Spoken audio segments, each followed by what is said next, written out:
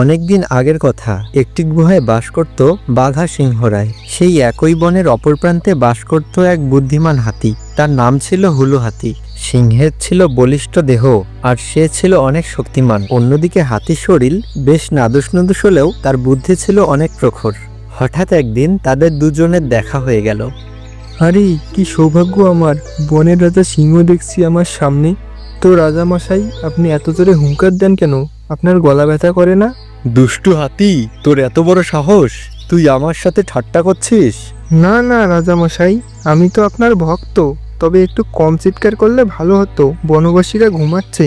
দুষ্টু হাতি, তুমি কি মনে করো আমি কিছু বুঝি না? তুমি আমার সাথে মজা নিচ্ছ, তাই না?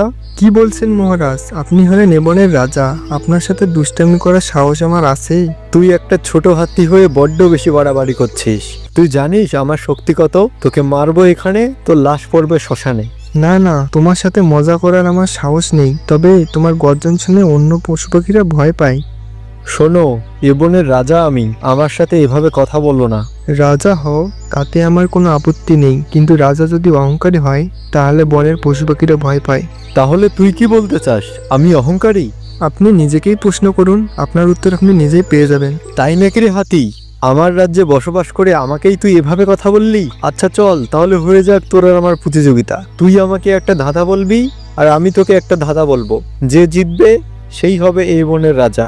তাহলে হয়ে যাক বুদ্ধির পরীক্ষা। প্রথম ধাঁধা আপনি ধরুন। আচ্ছা তাহলে বল। ছোট কিন্তু ভারী, সবার ঘরে তারই বাড়ি, নয় সে মানুষ নয় সে জানোয়ার, তবু কাজ ছাড়া চলে না সংসার। বল তো দেখি এটা কি? আপনি হাসালেন মহারাজ, এটা তো খুবই সহজ। এটা হচ্ছে মোবাইল ফোন, যাকে ছাড়া মানুষের দিনকাল চলে না।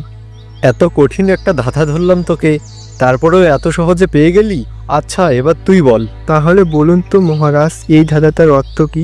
না আছে মাথা, না আছে কান, তবু সে দেয় সবার জ্ঞান, ক্লাসে বসে সবাই শোনে, এই যন্ত্রটি আছে স্কুলে কোন কোন কোণে।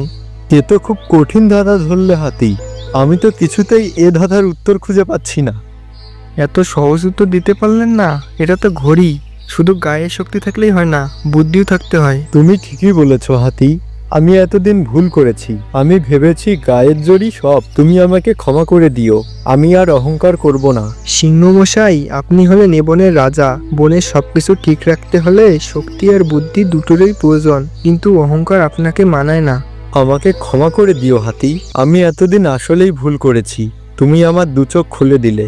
এখন থেকে আমি আর অহংকার করব না, বনের সকলের সঙ্গে সুন্দরভাবে মেলামেশা করব।